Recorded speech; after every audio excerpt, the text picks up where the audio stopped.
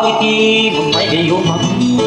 Dahil sa kalakaw, di ako ibig sa'yo. Ikaw pala ang aking sa puso ko. Kaya may naging gulong-gulong ang puso ko at isipan.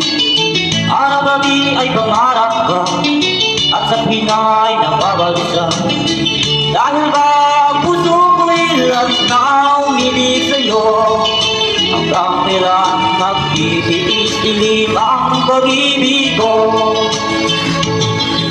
Anong gagawin sa utos ng damdamin?